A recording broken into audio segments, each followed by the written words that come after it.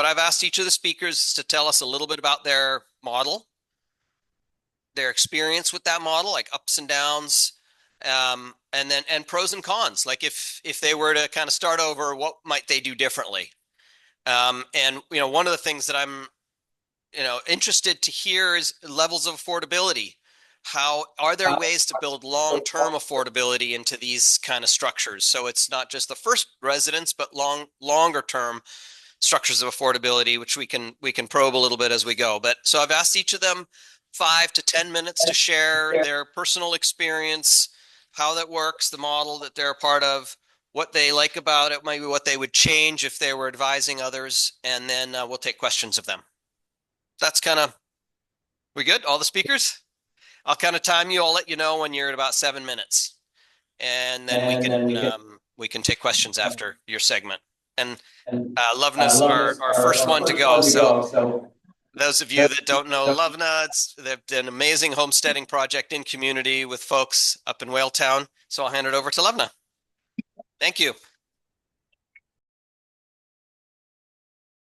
All right. Hi, everybody. Yeah, so right away, I'm gonna kibosh the plan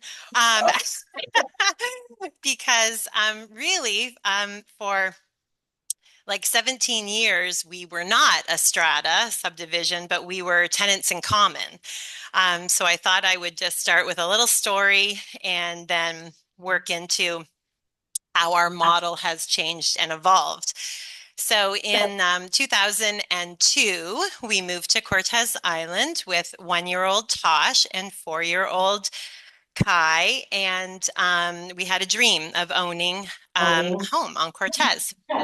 We had been living in Whistler, Pemberton area, so as you can imagine, that dream had long since sailed, particularly because when we came to the island, the Olympics were about to come to Whistler, and so property prices had skyrocketed, and it was one of the reasons that we left. So when we came to Cortes, we started to meet with other families who were interested in sharing land together. And yeah, we made the decision early on to try the tenants in common model, which also can be known as joint tenancy. It's definitely, is it idyllic? Yes, or were we idyllic? Yes, and but we embarked on that model. So effectively, we bought 22 acres of land. It started with 2 partners, and the parents of our land partner did a bridge financing for us until 1 year later when we then brought in 2 more land partners. So the land in Whaletown was zoned for 3 full houses and a cabin. And there was a partially built home on the land when we bought it that we got to lock up, and that was our community house, we called it. So we had in the very early days when we were all living extremely rustically, it was like our showers and our freezers and our washing machine and things like that. So we definitely shared resources. And so I would say the big pros of that model, especially in those early years, was that we raised a lot of children on the land. Altogether, there's been 11 children that have been raised on the land, with the oldest being my daughter Kai, now 27, and the youngest being Zyla, Noba's daughter, who is now 8. And so and then sandwiched in between was like 9 kids, 3 from each household who were all homeschooled. Well, and at times went to Linnea, at times went to the Cortes Island School. Lake House was a big alternative school model at the time. And so they, various educational opportunities, but largely they were wild, they were free. They slept in caves, they built rafts, they did very sketchy things. But they had a very, very good life. And And so that part, I would not change for the world. That's the biggest pro. I would say also a big pro is learning to live with people, learning to communicate, needing to really sharpen our pencil and hone our communication skills, and kind of be more in acceptance with different people's views and ideals. We all had our individual homes, and even though we were tenants in common, which means all of us owned all of the land, we we each had our 1 acre that was ours exclusively, and we had a notarized legal agreement that showed that with maps and descriptions. And so that 1 acre was totally autonomous. We could do what we wanted on our 1 acre with limitations, of course. In our legal agreement, we had um, some things that governed, how many trees we could cut down, or how big of a home we could build, or uh, that we couldn't have, activities on the land with noise pollution, like somebody couldn't start a sawmill, for example, in our situation. So yeah, so it worked incredibly well. But as I mentioned at the beginning, when we bought that land, it was zoned for 3 houses and a cabin. And we were 4 shareholders. And so it worked until all 4 of us built a full home, which took a long time. It took like, 15 of the years, probably. And so at that time, the model needed to change. Yes, there was a little nudge from the regional district because we ended up having a bylaw complaint filed against us, and which, of course, there was no reason to. We were being very responsible with all of our things, such as groundwater and drinking water systems, and our handling of compost. We were all, at the time, none of us had septic systems. We were all using compost toilet systems. And so, as we're getting into this age of climate change and a climate change reality, I do think that those systems are really important. And I don't think it's really sustainable for every person to have a well, and every person to have all of their own of everything. I really think sharing is super important in the future on the planet.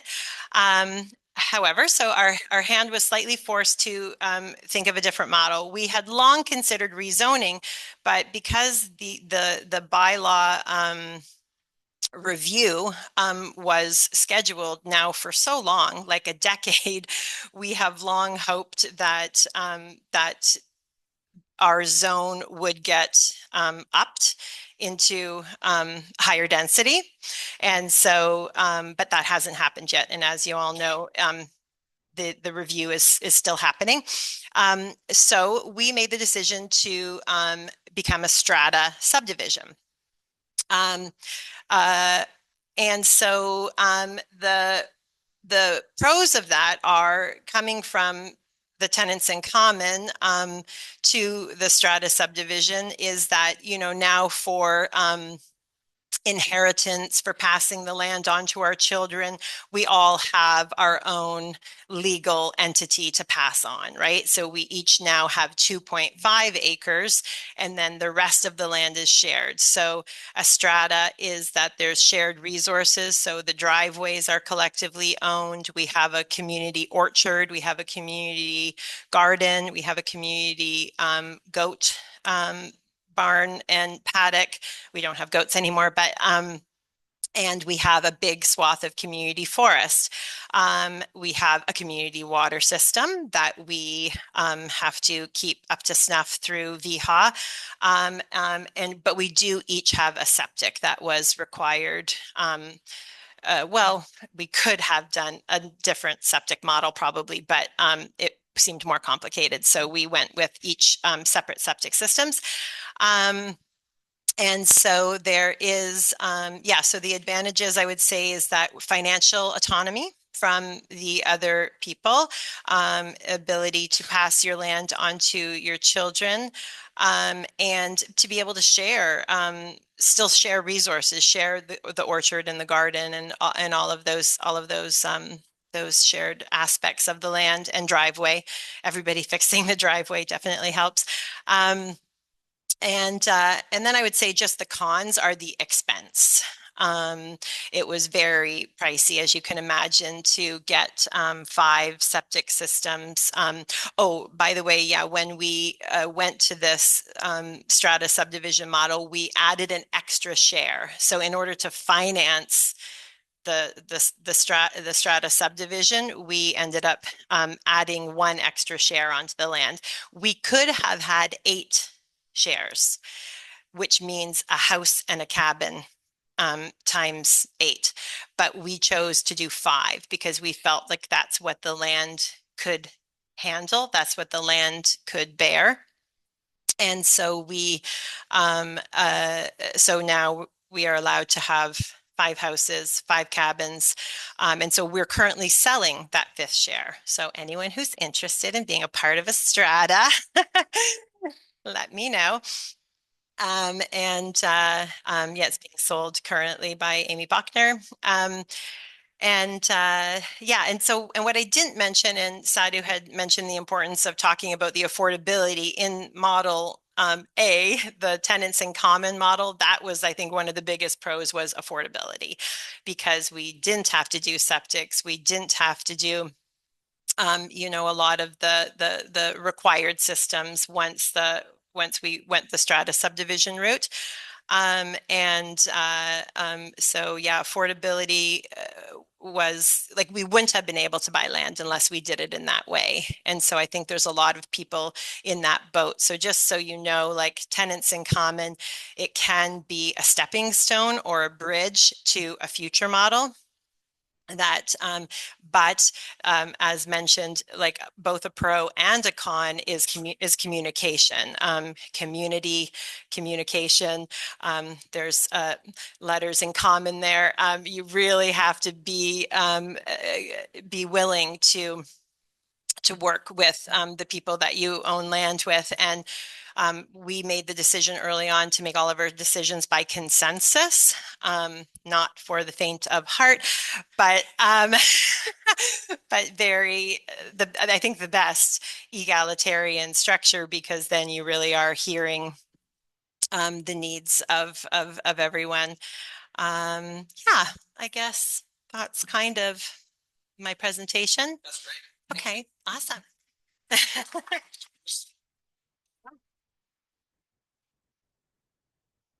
Thank you so much. I guess you're maybe one of our only speakers that's done multiple models. So there's some questions coming in on the chat, but I'm going to ask Chris to come in. I guess in a way, kind of a polar opposite strata project. It was really designed as a strata from the very beginning. So we'll hear about Siskin Lane from Chris Dragseth. First off, thanks for inviting me. It's an experiment to be on Siskin Lane, but it's a very nice experiment. We've been here 16 years as a family, and we're full-time residents, and that drew us to. Oh, sorry about that. Okay, good. So we've been here 16 years now, almost 16 years, and I'm not professing to be an expert on Siskin Lane. I'm just putting forward my perspective and what I think is the history behind it.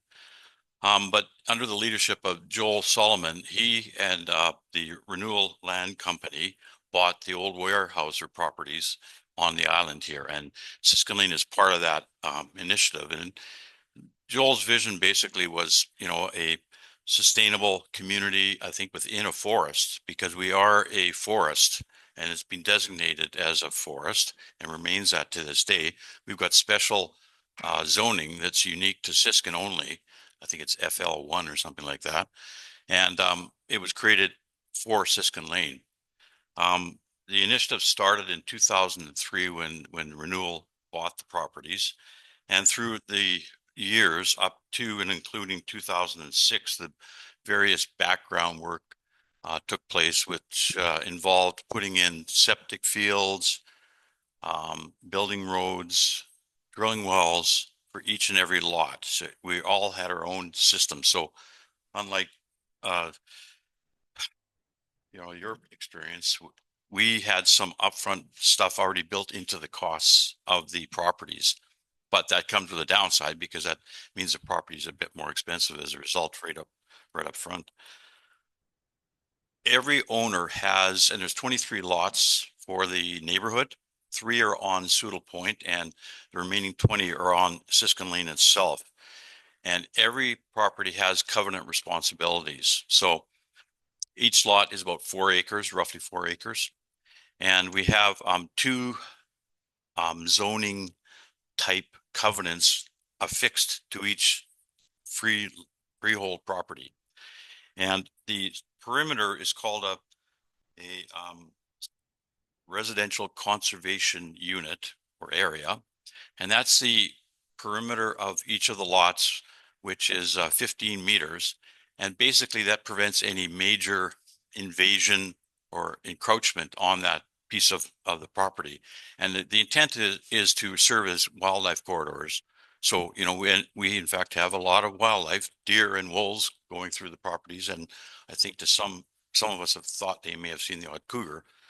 So they're there and they're functioning quite well, but it prevents any of the owners to do anything dramatic. The inner core is called the residential use area, and that's where you build your house, all your outbuildings, the septic fields are located there. And that encompasses probably, I'm going to say 75% of the property.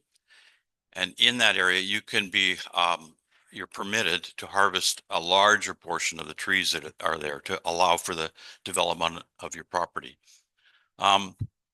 That piece is it can be quite open. I mean, you can basically take out 75% of the trees on the inner core of your property. The surrounding perimeter, it's only allows you to take out 25% of the trees, which is fine because nobody's encroaching that anyways. The responsibility for the owners, though, are to be compliant with the covenants, and we have to, we are responsible for the Land Conservancy. They are the covenant holder, and they audit our properties every year and the common property. So our strata owns the forest in the surrounding area, and the trail system that's there is ours as well. And all of that property is under a covenant that TLC owns. So they're monitoring annually for infractions and non-compliance in general. The trail system is managed by this SRD as part of the development of the strata. And in the early stages, there was an arrangement that SRD would be given an easement over the trails. They monitor the trails, they maintain the trails, and there's a contract with Foci to make sure the trails are maintained throughout the year. Part of the working forest requires that we have a forest ecosystem management plan, and that plan is renewed. I think it's every 5 years initially, but we've extended it out to 10 years.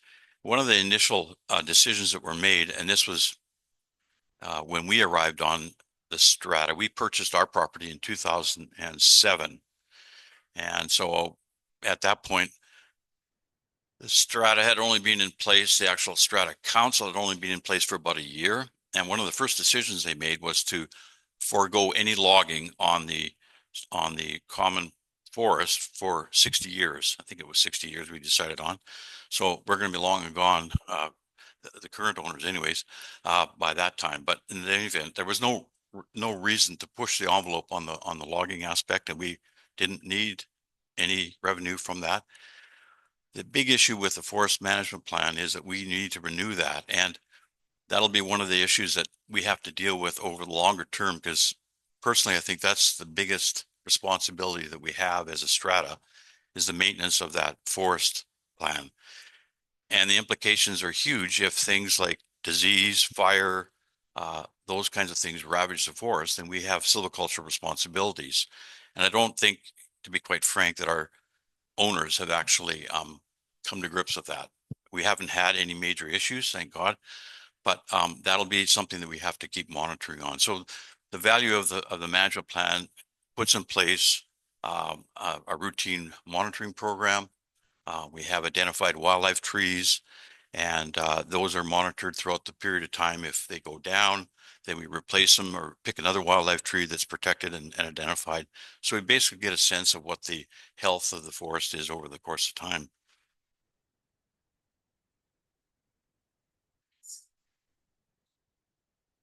Questions in a minute. Why don't we just let them finish? Sure. Yep. About you're almost at 7 minutes. Okay.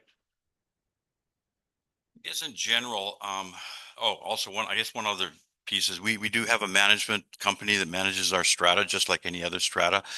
They do all the administrivia for us, pay the bills, collect strata fees, deal with external contractors, etc. One of the big external contractors is the road. We deal with main road because it's a private road, so we have to pay for that road maintenance. That's one of our biggest expenses to date. I guess in closing, the overall experience for me it's been great. I wouldn't I've been in a housing strata, which wasn't fun. This strata is a lot different. There's huge learning curves for all of us at the front end. Everything from managing ourselves through a council, because we have an annual general meeting, and we basically elect council every year. So there's growing pains to go with that.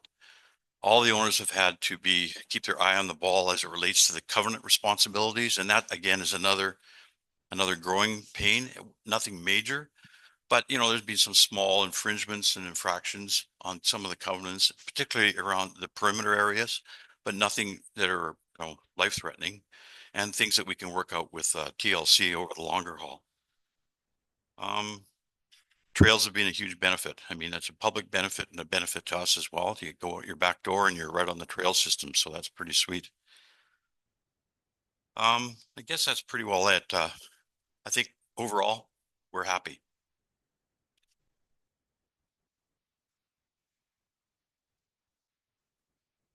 What more could you ask for? Being happy, and we could all say that.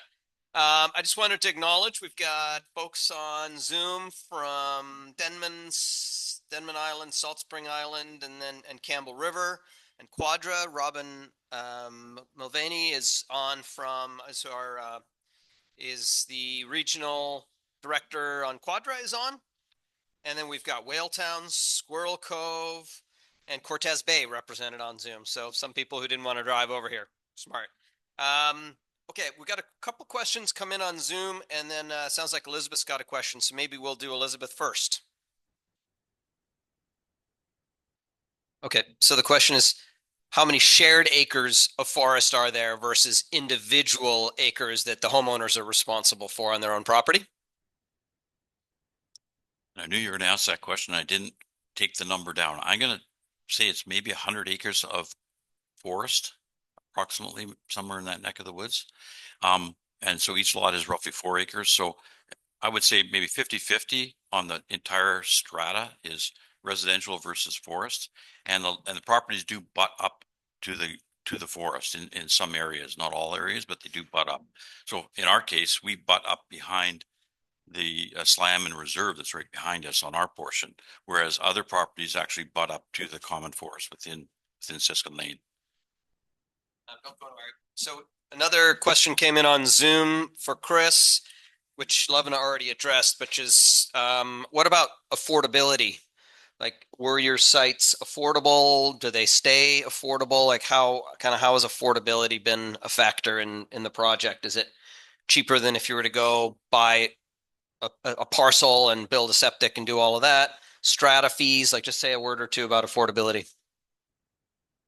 Well, I can just say that we got in early and lucky, and to get in now would be a lot more expensive. I mean, when the lots were first sold, locals got first crack at the lots that were available, and then there were lots at the very end. We moved here because our family was here. Our daughter was here with her family, and so they said, "Dad, Mom, why don't you buy the property right next door?" And so, as luck turned out, we were able to do that. To do that now would be a heck of a lot more expensive, but each property had a well. Each property had a septic field that was covenanted and defined, but you had to install. So that's, in our case, was $25,000 to put a septic field in. The well was already there. then you put your pump and adds adds to the property value. So our lot, I think it was somewhere in the neighborhood of $170,000. But after the dust settled, we were into it for close to $500,000, and that was in 2008. So are they affordable? Not to the average person, not now, because prices have doubled that now. So If you're not too depressed after that answer, okay. Miranda, and then we're going to, I've got one question for Lovna, and I want to move on to the next one. So Miranda, I'll repeat the question. Go ahead.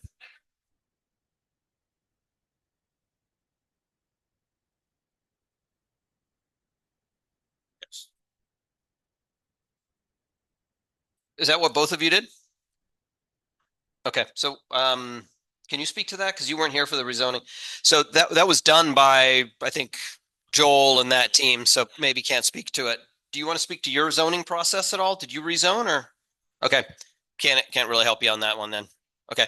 Lovna. One comment. I do know that there was huge public consultation that took place that I was made aware of. And so one of the reasons they defined that was to address some of the concerns by public. They wanted to maintain it as forest, yet having a neighborhood in the forest. So that was my understanding of going forward. Okay, thanks. Lovna, question just on tenants in common came in because it sounded like that was a really great way to get in much more affordably. And then over time, as your family built up wealth and others did, you could then build your septics and stuff.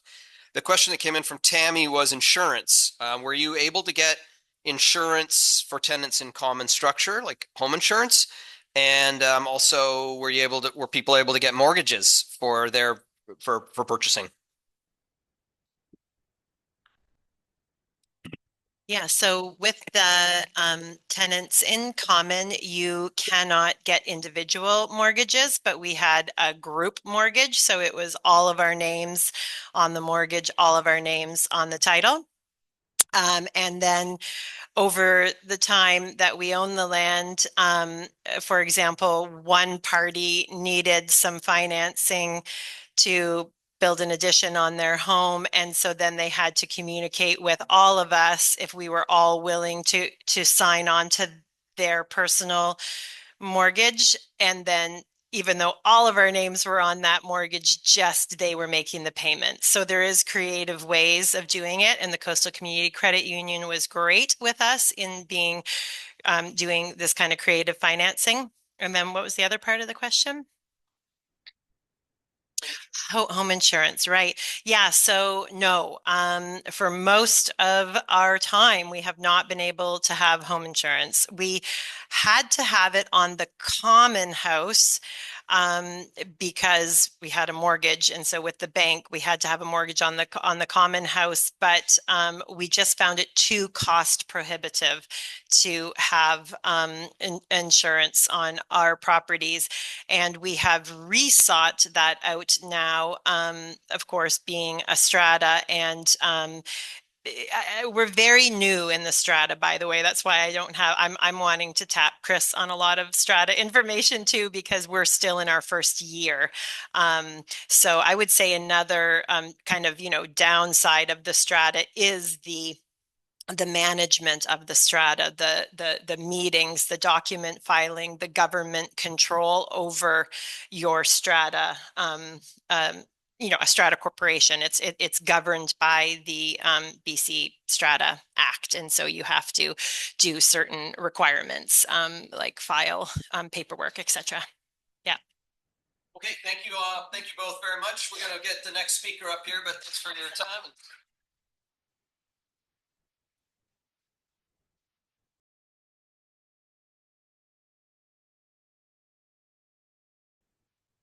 Thank you both so much for sharing with us. So our next presenter, we're going to go very different kind of scales here, and is a board director at the Housing Society, a generally wonderful person. And Billy will share with you the model that she pursued with Life Lease, which I think is a really exciting model, and kind of you've been pioneering it. So over to you, Billy. Can you speak right here? Hi, everybody. Is that okay? That's good enough? Okay. Um, my name is Billy, and I own a property. I was able to purchase the property from the man that I had a business with, who I've known almost since I came to the island 9 years ago. And I won't get too into the backstory of our relationship, just because it's a very long story. But I was able to purchase the property at a lower cost than what it's worth because he was able to stay in his home until he either passed away or, which he hasn't, he's still great. He has since just very recently moved off island into a care facility because the island didn't have the resources that he needed anymore. But the life estate agreement is super nuanced. Like it kind of, I think, started as a way to bypass probate for people like who wanted to leave their properties to their children after they passed. And so you could have somebody be the title holder while the person who's living there and who originally owned it still lives there. And then when they pass, it just is the other person's, and you don't have to go through the whole process of it. But there's so many different ways that it can be used. There's other people on the island that have done life estate agreements. I think it's a really, really great way for people who are lower income and who want to invest and stay on the island be able to buy property while also keeping the older generation who maybe don't have a lot of money. They can get some money so that they can, maybe rent a place in town for when they need to go to health appointments, and they can stay on island for a lot longer than I think they would otherwise. And one of the biggest things, though, about it is that it's like you have to, well, for one, you really have to get a good lawyer, and the whole arrangement needs to be really set out. But the terms defined are totally up to you and the person that you're buying from. But I think the biggest part of it is community building and building a relationship with this person, because it's not just like you can a random person can just buy a life estate agreement. Like you have to know the person that you're living on the land with. And like in my case, a part of the agreement was that I would help look after the gentleman who I bought the property from. And, which is a huge commitment. And I don't think that everybody would be into doing, but I think that and there's this whole equation too, like for how much a property is worth, but when you're selling it with a life estate, but it's kind of morbid, and it has to do with like the estimated time that the person's still alive. So I think that that's kind of weird. Bruce Ellingson actually came over when I was thinking about buying the property, and I just, him and me and Riel, the gentleman that I bought it from, we just talked about like what it is worth, what it is worth for me, how much I could get a mortgage for. Like Riel bought the property for $4,500 in 1967, and I paid 180, which is something that a lot of people can afford. It's almost 50 times the amount that he paid for it.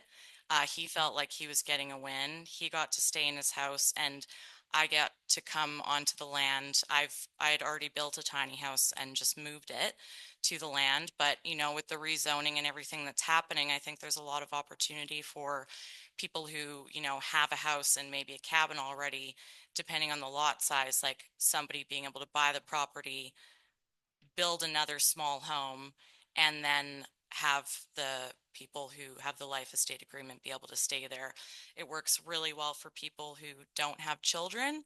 Um, in my case, Riel's children, he's got 3 children. None of them wanted to move here. And Riel was a hoarder and has a scrapyard. And so they didn't want to have to deal with all of that when he passed. So, and I had been talking to them about this way before I had decided to buy the property, and they were like, we're really going to need help. Like, what are we going to do with all of this? Because Riel had had a health scare. And then I just thought, you know, like I could really benefit from this. I never thought about buying property. I never thought that that was a possibility for me, ever. And so the fact that it happened, and it happened in a reasonable price range, like I think that it's possible, but first is, I don't know how, and I hope as a housing society we can do something about this, is hook up people, you know, our elders in the community with some of the younger people in the community who want to stay here and put down roots, and then for our elders that want to stay here in a sustainable way where they can afford to be here. So hopefully that can happen. And it's a really, you know, unusual model, but I think that it's, I know of a lot of people on the island, not a lot, but like 5 offhand who I think that could really benefit from this. So, but you got to get to know these people and make those connections. So I think that's a big part of it. That's my main thing. Hi. Yeah, no, I wanted to keep it short because I know we're short on time.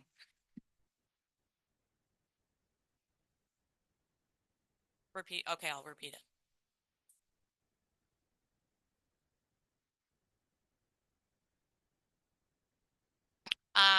Well, Dave McCoy. Oh yeah, repeat the question. Who did I find to do the legal arrangement for the process? We were really lucky. Dave McCoy recommended Peter Ramsey, who actually lives on island. He's since retired, so nobody can use him. But his law firm, RLR out of Nanaimo, the man who took over for him did a little bit of work with us too. Like you have to find an estate lawyer.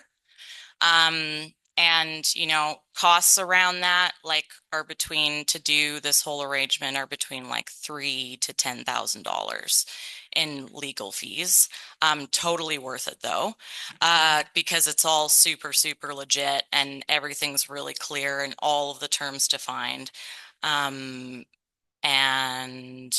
yeah. Oh, and I wanted to say too, like if there were pros and cons and things I would do differently, there's not a thing I would do differently, because if I would have done it anything differently, I wouldn't have this opportunity. So, and Manda and Sadhu were a huge part of this for me, because I didn't think that I could do it. I didn't think I could get a mortgage. I had student loans, I had bad credit.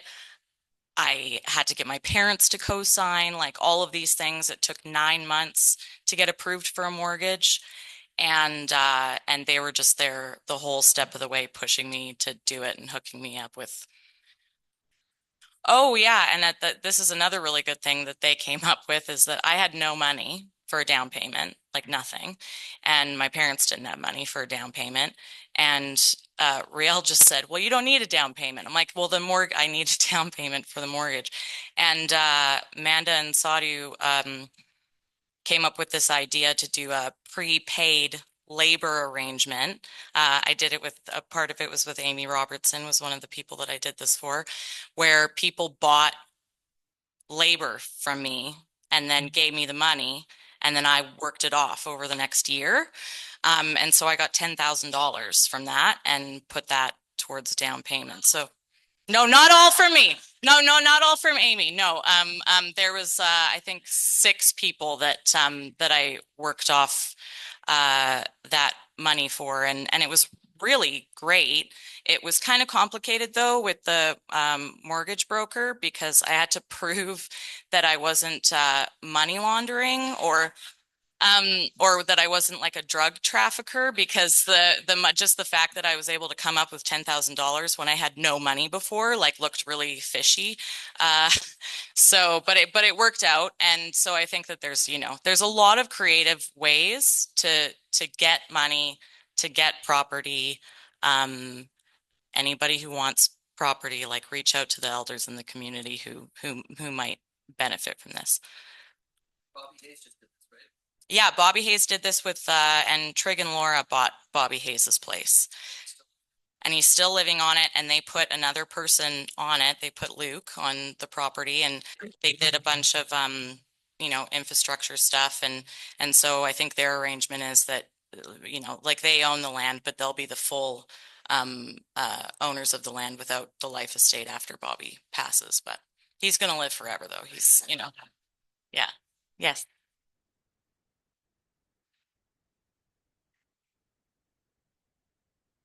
Do we become tenants in common and then at the end it's just singular?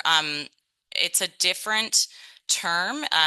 It's the life leasee is basically Riel, and then the person who buys it from them is called the remainder man. I don't know. It's a weird thing, but it's not tenants in common, because a lot of times people, like what happened with Bobby Hayes, is that like they're not living on the land. Like they bought the land and Bobby Hayes is staying there, and whereas I moved onto the land while Riel was still here. So eh, they're yeah, and with insurance and everything, that was kind of complicated too. But it's all been really, really complicated, honestly. No, no, because Riel didn't have a mortgage, and so it was just my mortgage. I paid for the mortgage, and he still paid for the property taxes. I paid for the property insurance just because that was a part of what I had to do to get a mortgage because I'm lower income and it was my first mortgage. Yeah, yeah, Thank you. Great. great.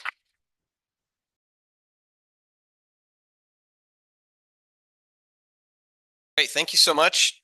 And what a great model.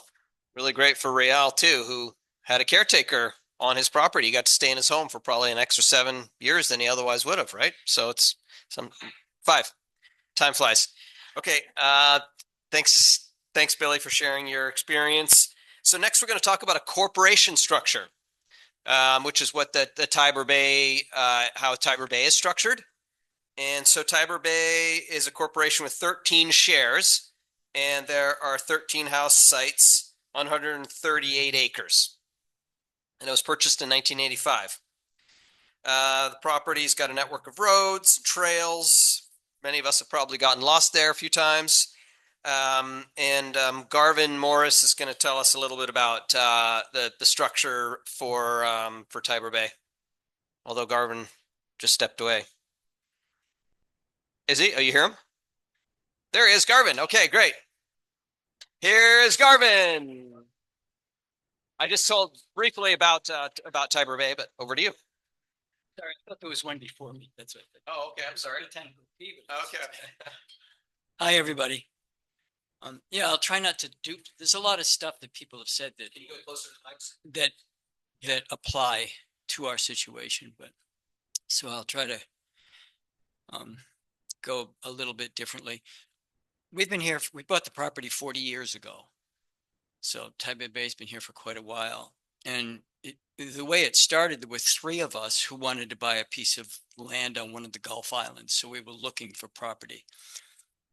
And we were doing woodworking together at the time. So when this property came up, it just seemed too ideal to pass up because it's a waterfront piece of property. It had a dock with moorage and a road into it, and an area that we could use, because we were doing woodworking, an area that we could use as an industrial site or develop as that. So it just seemed pretty ideal.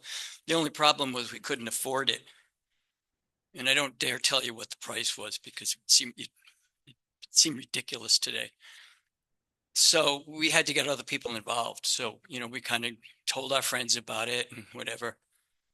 And over time, we managed to do that. But the initial paying for the property was the fellow we bought it from, Bud Jarvis, had previously been a corporate lawyer. So he's the one that suggested, well, set up a company and then you sell shares, which is what we've done. So it's a little bit unique that way.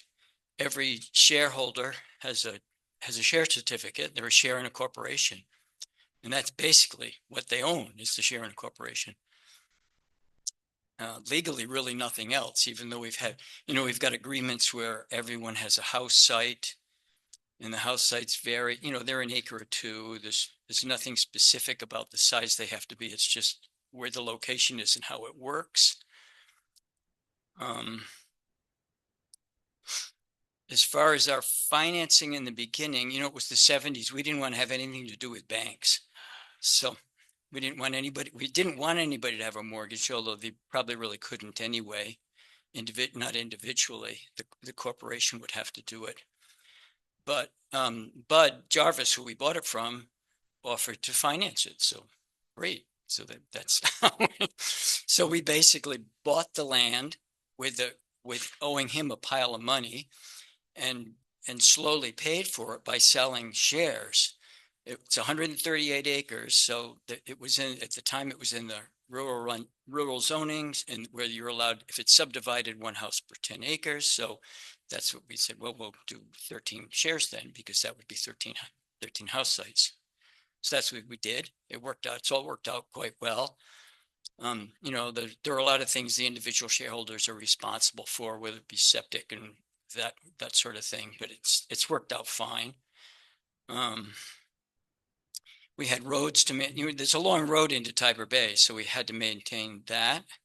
That's become a little bit easier because there's another cooperative set up next to us called Everwoods, and the road goes through that property, so we get to share the road maintenance there. We had to develop power lines around the island, which we did in the beginning, because our original, each individual share, we added a bit onto it for, to develop infrastructure. What else back there that might be different? We have as far as making decisions go, we've all agreed to operate unless it's impossible, which it hasn't been impossible, by consensus, and that's worked very well. And I recommend that, because if you're a group of people and you want to create a community, it's a great way to have good community energy. As Lovna mentioned, it's a challenge, but it's a great way to really bring people together in the long run, and I highly recommend it. What else? What have I not covered? Anyway, if anybody comes to visit Tiber Bay, I'm sorry our road maintenance isn't any better than it is. It goes up and down.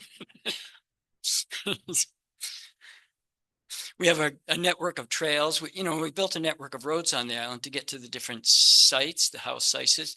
We have, it's kind of 2 areas. We have houses on the water, and then we have houses which we call the bluff sites, which are up on bluffs, which are kind of a natural, just kind of a natural open spot with views. So we had to make some roads to get to those, and we've got a trail system on the island. We've got a set of land that we've set aside that we don't cut any trees on. We have trails through. The areas where you can cut trees, right from the start, we decided we wanted to get the wood to build our houses from the property, because there was lots there. It hadn't been logged in like 80 years or more. And that was 40 years ago. Can I ask you a couple questions? Sure. I'll ask you a question, you repeat it just so that people Okay. yeah. How large are the sites that people have access to? Okay, how large are the sites that people have access to? As I mentioned earlier, the sites themselves amount to about 1 acre or 2, depending on where they are. And we have a site map where we've got kind of lines drawn on those, but it's not really specific, and it's not like, we don't look at it this way, but I've told legally, everybody owns everything.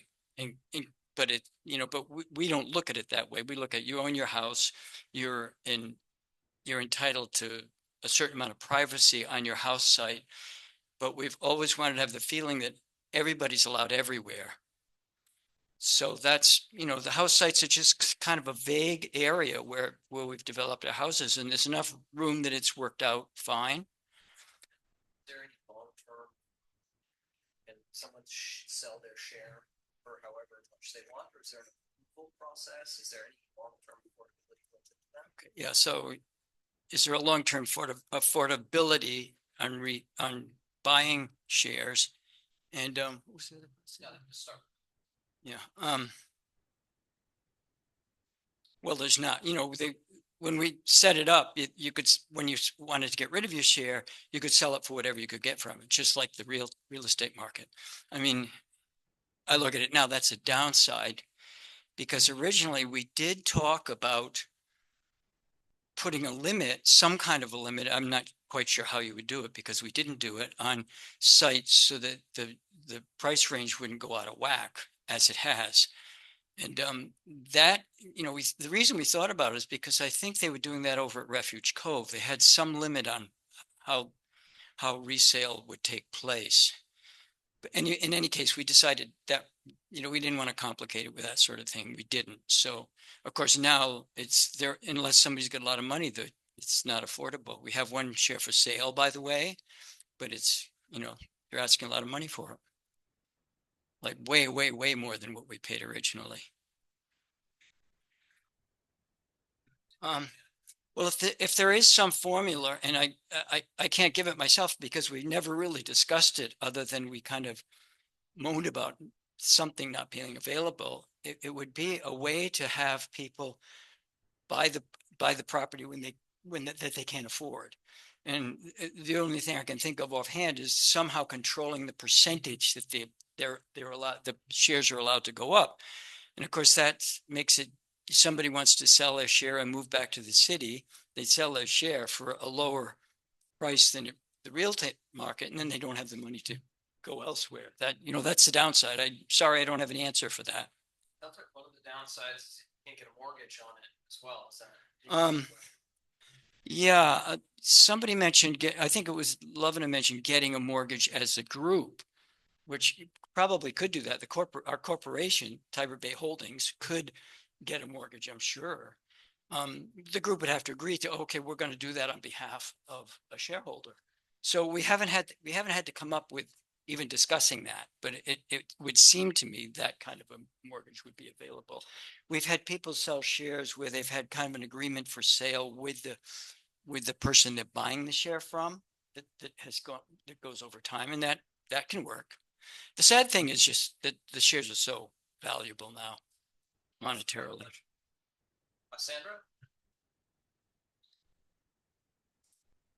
We don't have an eco village. No, Everwood's has an eco village where they have tiny, smaller lots. We don't have that. Our lots are all seen as equal. You had a place Yeah. where you all had to agree. Yes. Yeah. When shares transfer, we basically vet the new buyer. So, that requires hoping the new buyer will take the opportunity to meet everybody. And then we do have a meeting where the new buyer is vetted. I don't know if I repeated that question, but I think I answered it. It's probably going to be clear.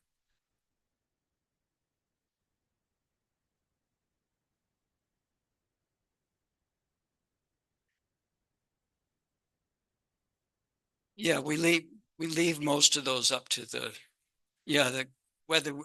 how we deal with things like septic. We leave that up to the individual shareholders. So there's a variety on Tiber Bay. Some people have real full septic systems, others, composting systems and whatnot. But that's up to the individual share, how they do that on their site. Can I add to that? I think with this structure, you could cluster the houses and share water and sewer because there aren't property boundaries like you do if you're doing a subdivision. So that gives you that flexibility if you wanted it. Last question, was there?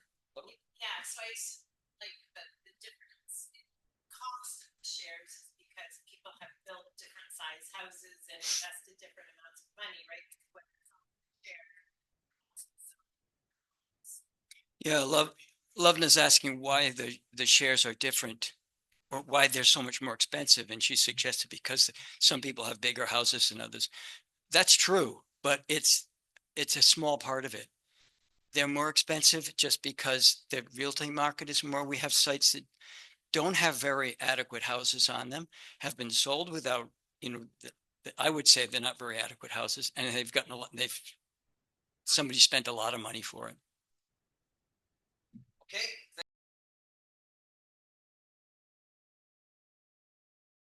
Thank you so much for sharing with us. You're welcome.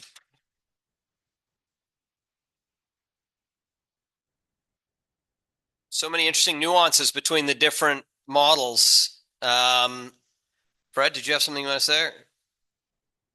Was it a question? Can we do it after we do the last presentations? We got two more and then we can, yeah. Okay, thanks. Great. Okay, so we're going to talk about land partnership now. So and two different ways that you can live on the land as partners. So Sandra Wood with Woodlands Land Partnership will share the joint tenancy model. And then Amy Robertson will talk about Treatum. So Sandra will go first.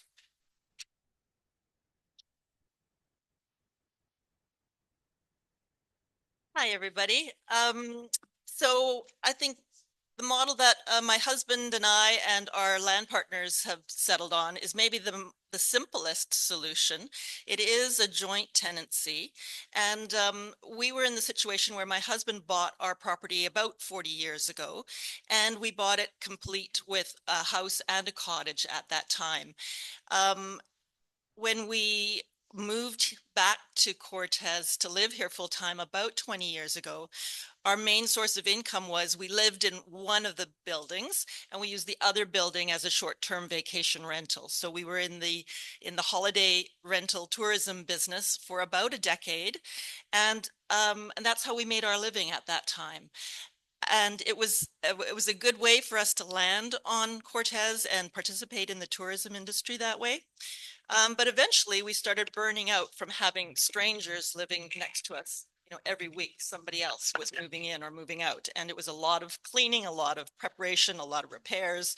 And so we started thinking about, like, how can we actually retire and do something that's less onerous? And the solution that we came up with is we luckily found a beautiful family who kept coming back to rent our house every year for 5 years. And as we got to know them, we really fell in love with them and their kids. And it felt more like having family next door than having strangers next door. And so at that point, we made them a suggestion, like, how would you like this house to be your summer home forever? And not have other people using it. And so we lucked out in finding basically what we feel is the perfect partners. Like we feel like we've won the lottery and they feel like they've won the lottery. So it's a really happy arrangement for all of us. In our situation, I want to say, I think the most important thing about any kind of partnership is finding somebody that you really can work with, that you really like, and that you can work out the details of a business deal. It's a partnership, but it is a very intimate partnership. As others have spoken, you have to be able to work out not only the deals of the legal arrangement of your land sharing partnership, but it means working out everything going forward, from who's paying for what and which tree can we take out, and do you agree with how much we're going to spend on driveway repairs this year. So it's important to have somebody that you like, that's reasonable, and that also has either the time and the energy and the skills to participate in those activities, or they have the money to put into the kitty to help hire the talent you need to keep the property in good repair.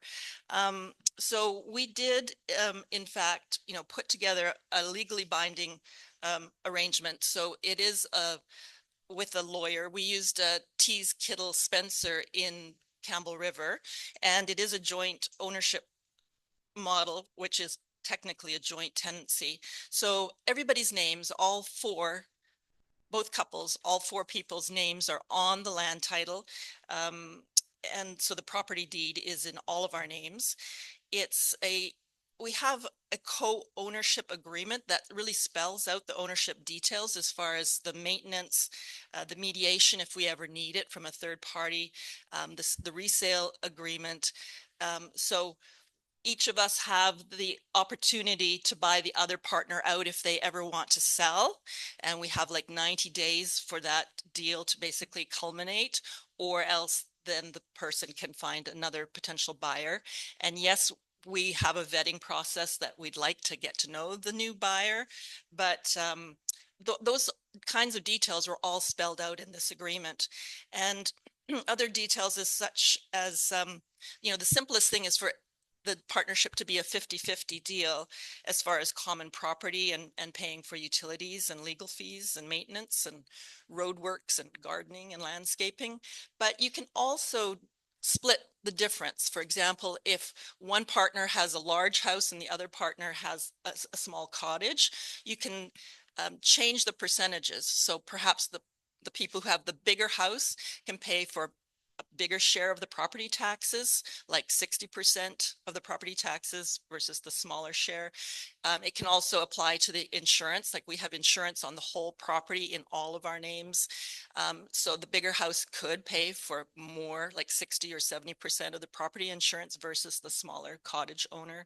So those are options that you can work out in advance and decide what feels fair based on your situation. But we did go also to the steps of having surveys done on the property. Like we knew the outside perimeter of our property had been surveyed, but we actually surveyed each individual dwelling so that there's an exclusive use zone around each building as far as your private property. And that is marked on maps that are attached to these contracts. These survey documents are part of the legally binding contract. And we also had to agree on things like, you know, what if, you know, these are buildings have been around for 40 years. What if these buildings need renovations? Like we decided we couldn't go more than 2 stories. We decided to basically honor the original footprint of the building or within the exclusive use zone so that one of us couldn't build a monster home next to the other partner. So those are things you really have to think about in advance, hopefully, so you don't have to work it out later. I feel like the key is finding the right partner, which of course, ideally you want to get to know them if you have that luxury. But I also feel like finding somebody who shares your values as far as land stewardship, like taking care of your forest or your waterfront or your watershed or, you know, your wetlands, somebody who agrees with your philosophy of living on the land with a light footprint. And also realizing that as things change, you know, both your buildings, multiple buildings are going to need renovations over time. Just like realizing you're going to have to give some slack to each other as far as living with noise and construction, but you definitely can put clauses in your agreement that limit them from having industrial activity on your property. And you can also put in clauses to your agreement that limits whether or not they're able to re-rent or do short-term rentals or not, or reduce it to so many weeks or months per year. So those are some of the ideas that have worked for us. I think it's a brilliant option if you can find the right partner. And I also wanted to say that there is an organization in BC called Coho BC, just like the fish, but it's actually co-ownership or collaborative home ownership. And they are a group of real estate agents who specialize in these kinds of arrangements where you want to sell a portion of your property or a share of your property. So I'd recommend just going online and looking at what they can offer you as far as education. They've got lots of great videos and links.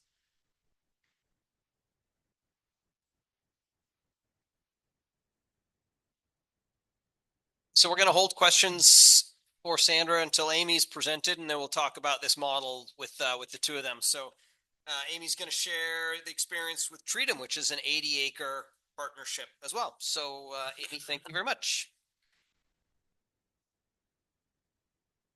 There are so many subtleties between what we do and what you do and what you do and what you do. Oh, yep. Oh, wow. So we're actually what's called a bear trust. So Treatum Incorporated is a bear trust corporation, but it holds the title of the property and it's the name on our bank account, but we're actually co-owners. So we each have a number of shares, which roughly corresponds to the size of our house site. So the house sites right now range between 1 and 2 acres, and our shares don't have any intrinsic value, but it is an indication of how much we have invested in the property. So when it comes to certain costs, they are divided according to like what Sandra was saying. If, you know, if I have the bigger house, I'm paying more for the driveway maintenance because it's, you know, proportional to what I have invested and ideally maybe what I would receive if I were ever to sell, which I hope I don't ever sell. We have 6 partners right now, and we did do a rezoning a few years ago. So originally we were allowed 5 houses and a guest house, and we're now 8 houses and a guest house. We do have insurance. Thunderbird Insurance has given us house insurance, so that's a company that I can pass on. And that was through Bill Weaver. It's an insurance company down in Victoria that he had his house insured, and I have house insurance now. I feel so grown up that I finally got it this year, but so they do carry it even with our structure as it is.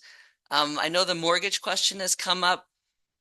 When we bought the land originally, which was in 1999, there were 3 of us that went in on the property, and as the mortgage came due, we brought in more land partners, and so it was a very organic process. We didn't have a group of us that bought in all together. So partners came on board as the costs required more people. And it's been pretty great. We've worked together on a really comprehensive shareholders agreement. And like Sandra, like everyone's saying, so much about relationship is about communication and having it on paper, having everyone in agreement, how decisions are being made, whether they're financial decisions, whether it's which trees coming down, the size of your footprint of your house, all those things. And it is helpful to have a good vetting process, I guess, for lack of a better term, about who your partners are going to be. You know, do you have enough common goals and values? For us, it's about stewardship of the land. So one of the things that's been really important to us at Treatum is to have covenants.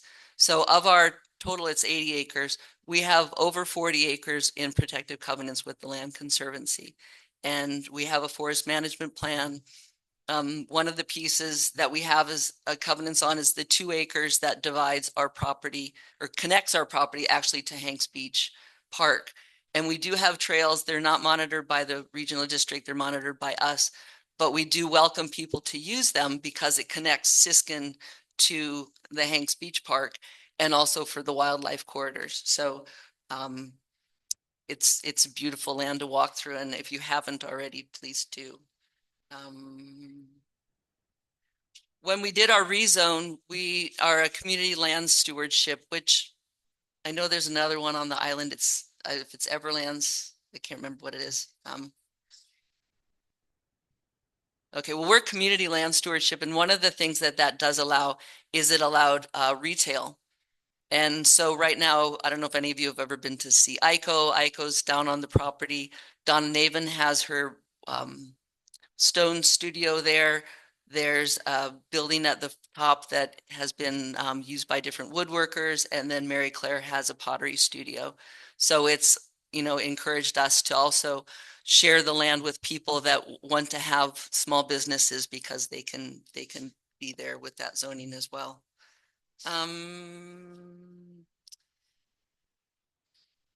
With regards to, well, what would I do differently? The finding partners as you go is challenging. And we did have one situation that didn't work out so well because we didn't have something in place. And that was trying to control pricing on the resale. And that's still a bit of a stumbling block. And that's been a stumbling block for us as a group as we figure out how to bring on new shareholders or new land partners, co-owners, because we do have the opportunity to have a few more in there. So we're working with figuring out where that would be on the property. That's almost the easiest part. But the other part is just having that long-term vision of if we bring people on, or even for us currently, how do you prevent the resale from being market value, and how can, especially with this, you know, moving forward these next few pieces, to prevent people from just flipping it for a larger price. And there's some models out there. One of them that is in consideration, we've got a bunch that are in consideration right now, but one of them is just to have a price for the land, and that can only go up by, what do you call that? Cost of living. So it would be like 3% every year. That's all the land could increase in value. And then whatever capital improvements they were to make would have to go through a private assessor. And then, you know, obviously you'd want people to be able to recoup their cost for what they put into the land, but just trying to find ways that land can maintain that affordability over time. So that's us in general. Is there anything else?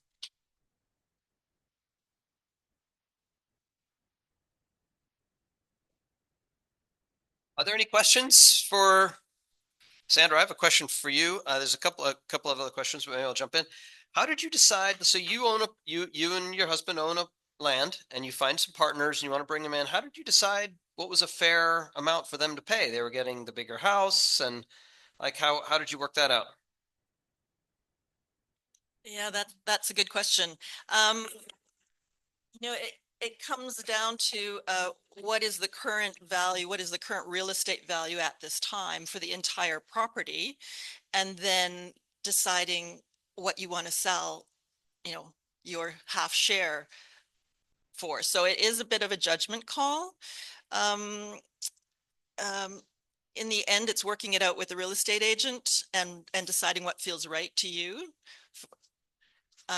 But I want to say, yeah, we also were not able to put anything in place and hadn't even considered it. Like, how do you protect that value to keep it affordable and for future generations? I think the only way potentially to do that is the idea of the community land trust that maybe Sadhu could talk about if we have time. But yeah, we basically used an assessed value with the real estate agent. Looks like there are a number of other questions. Fred, did you have one?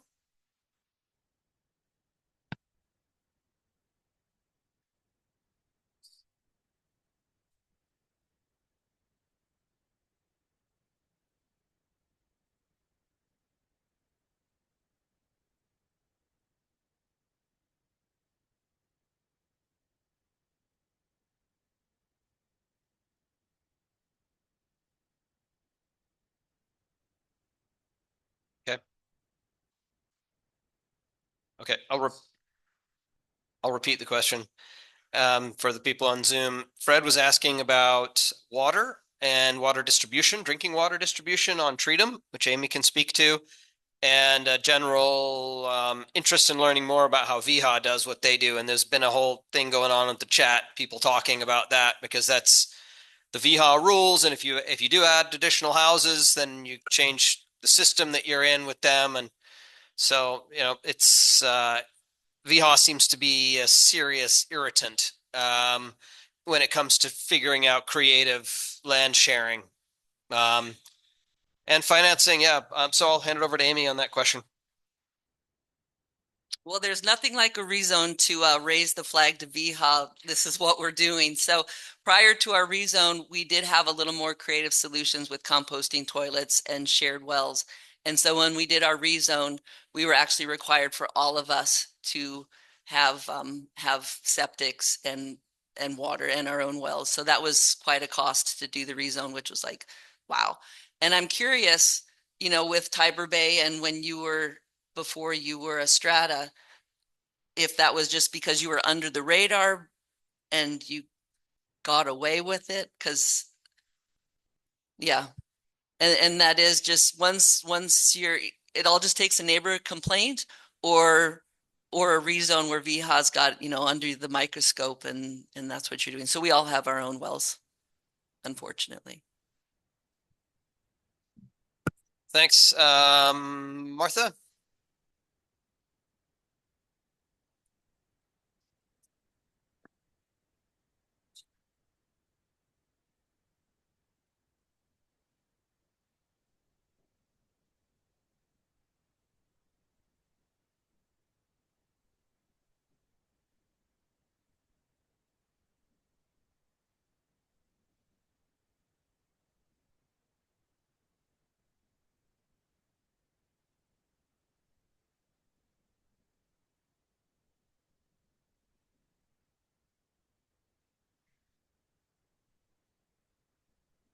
Does anyone know the answer to that? Do you want to come up and answer it? The question is about sharing wells and water systems. What flips it over into a water system? How can you share across property boundaries? So I'll ask Levna to speak to that. So yeah, I also don't claim to be an expert, but in our situation with having, well, it will be 5 shares, we have to create what's called a community water system.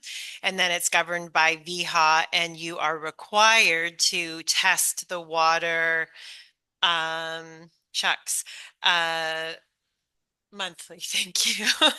Yeah, monthly. And then of course they do have slight unrealistic standards of what the water should be. Naturally, there's coliform levels in well water, not fecal coliform, but just vegetative coliform. And so my understanding is from another kind of shared well situation or community water system in Whaletown that they have been really pressing them. And finally, they're at the point where VHA has required them to chlorinate the water, which they were very opposed to. So at this point, we're testing the water and working with them, doing our due diligence, but they don't seem easy.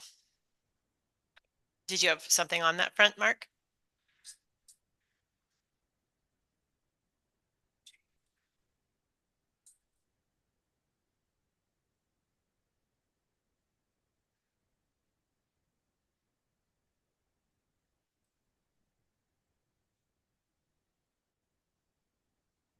Yeah, so Mark saying up until about 5 years ago, they now require each property to have its own well unless it's this community water system that I'm referring to, which is a little bit of a runaround. Like we have to, fill out paperwork with VHA, maps of our water system, explain how the water distribution system works, and do routine testing. They do pay for the testing, though. We don't have to pay for the testing.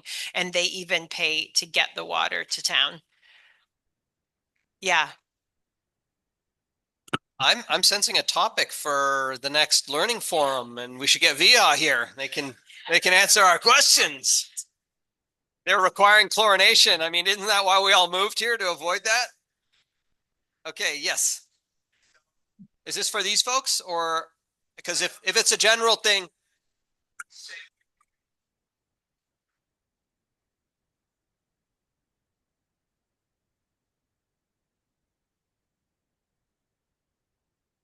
I don't know. But I think we got a future housing forum to talk about. So I think, do you have a question for these two, or because we're going to go into a broader? Okay, Amy, great. Okay, over to you, Amy.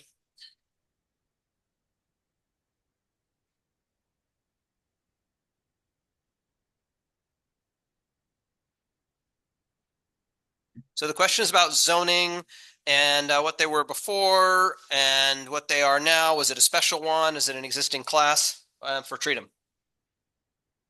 I'm pretty sure it was called RU1, and it was one house for the first 20 acres and one house for each additional 10 acres up to 5.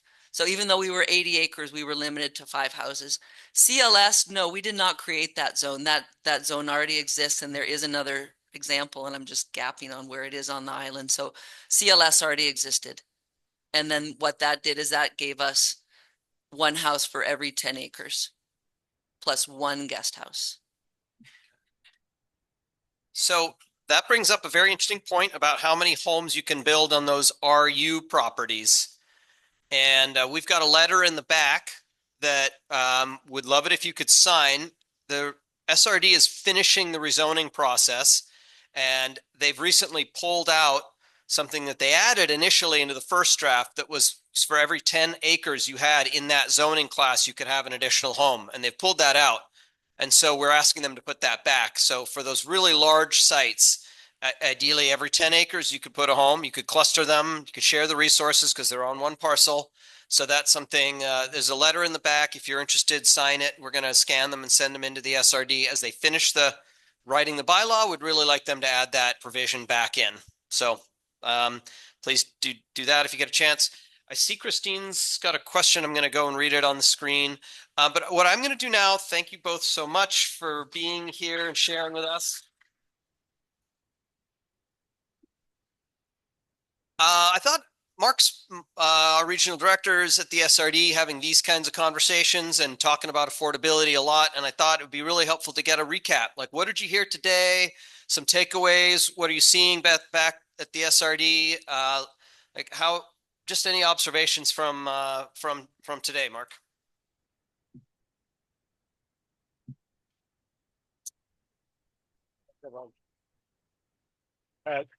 Huge thanks to the Housing Society for doing this. And this, this has been like one of 6, I think, that's happened so far.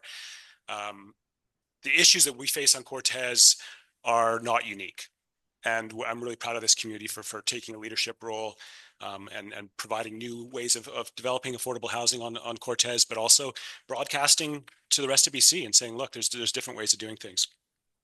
Things that I'm really hearing from today is one is if we want to do an alternative model, strong communication with that new partner or shareholder is really important. It's about community building. It's about being able to have conversations. So I think that's a huge takeaway. The other one is get a lawyer.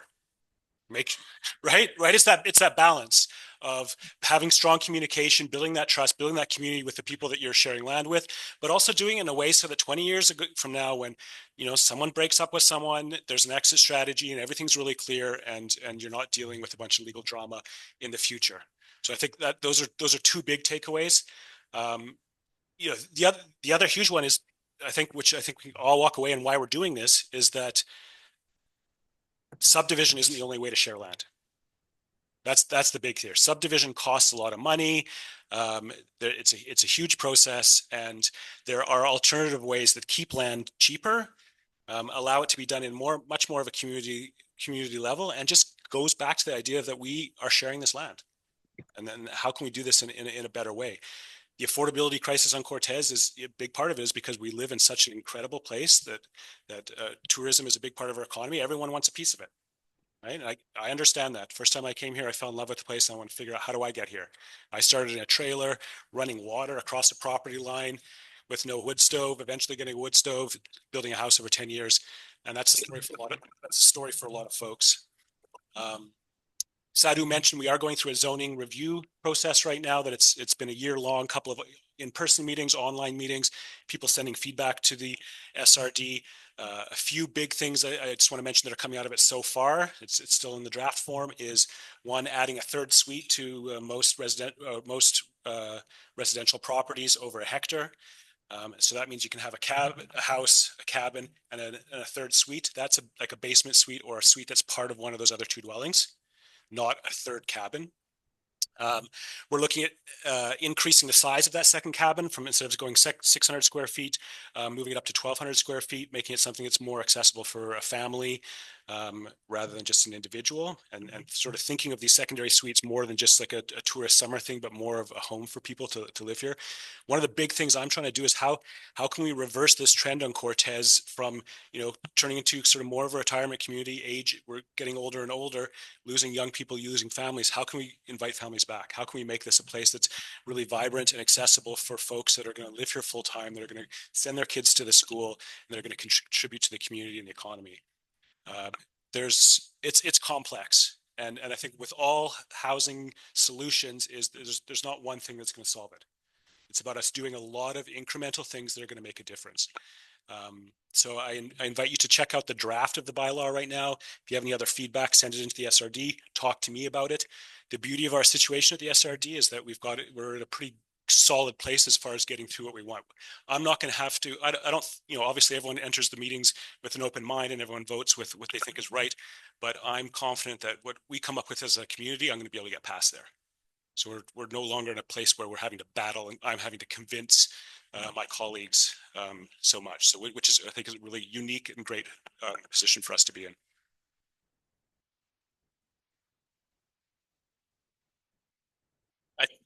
Yeah.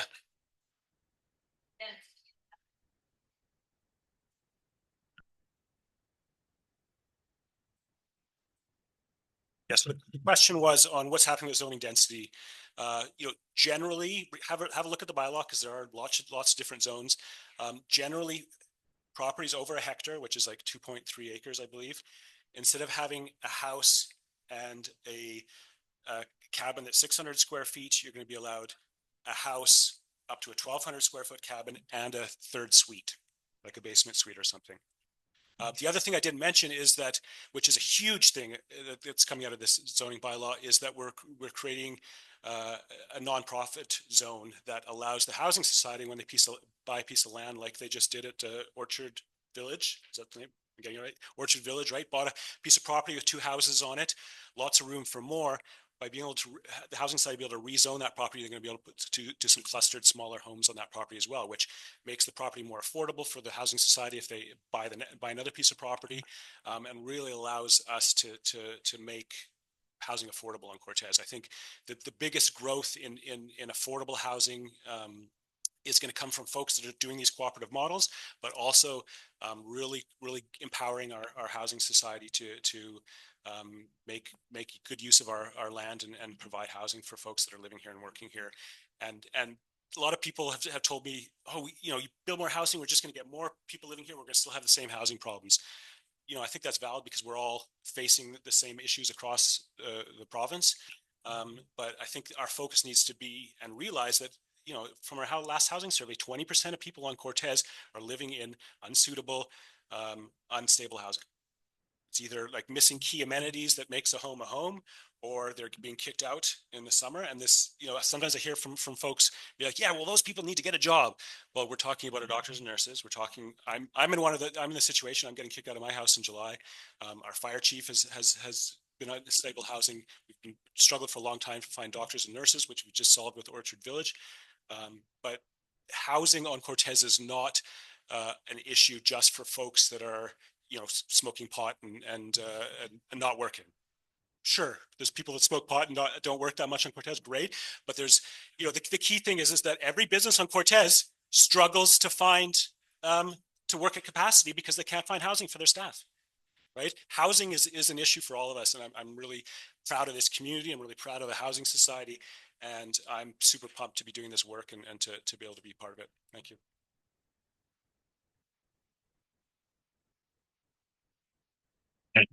Okay, great wrap up from Mark. Thank you so much. I guess as we start to wrap up the morning here, Martha, did you have a question or comment or?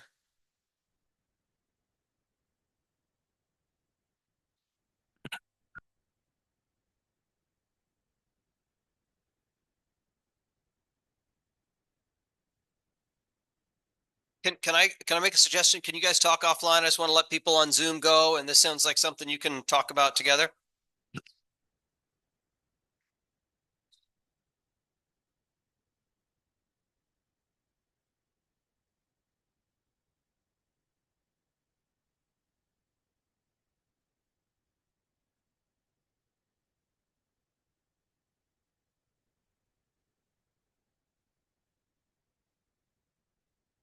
Martha, is it okay? Can you guys talk about this? I want to let people go, and this sounds like you can resolve it.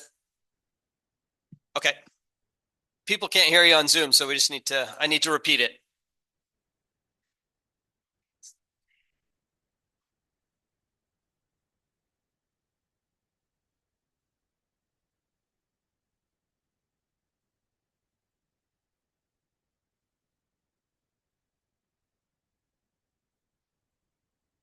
I'm gonna cut you off here. This is not a rezoning meeting. I do not want to go down this road. Thank you for the point. Mark's here, can take it. There's letters back there. If you have other comments on the zoning, write them on there. We're going to scan them in and send them to the SRD. Please, everybody, do sign that if you do want more housing on the land that's here.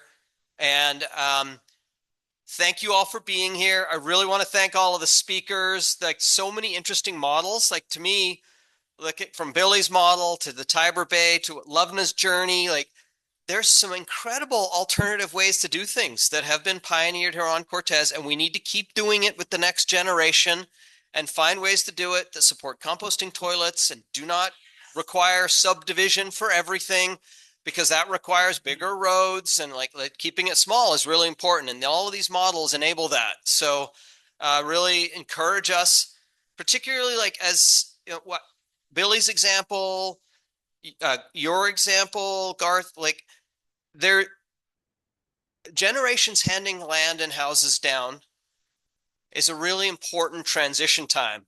And there's a lot of that that's going to be happening in the next decade. And I think it's important that when people are aging out, can't take care of 10 acres by themselves, how we do that creatively, keep people on island and don't just have it go to the highest bidder and someone that's living far away now managing an Airbnb property. So like this is creativity, and it's time that we work together as a community to do that. And I saw a lot of great examples today of how rural communities can do that. And so I hope we'll keep working together and pioneer some of these things and figure out how every single example I think I heard did not address long-term affordability. They get into the land cheap and then they sell really high. And that's why we're in the jam that we're in. And so one of the areas that I think we need to pioneer in this next iteration of properties that we do this with is long-term affordability. And Amy talked about one way to do that. There are other ways to do that. And I think that's something that I would really like to do. The museum and the Housing Society are talking about creating a booklet where we could document each of these models, pros and cons, legal, like the actual legal agreements with them. And so we could combine all that. One of the things we could do is also look at ways, document ways that built long-term affordability can be built into these structures, because that does feel like a real gap that we've got with people get in cheap, creative model, they get in cheap and then they cash out a decade later, and now we've lost the affordability for future generations. So that's something I think that we could kind of develop here and pioneer a little bit more. But I want to close out. Thanks to everybody on Zoom. I know it wasn't 100%, it was a little glitchy, but thanks for doing it, joining us, to all of you from all over. And thanks to you for being here in person, but really thanks to the speakers for taking the time to share with us.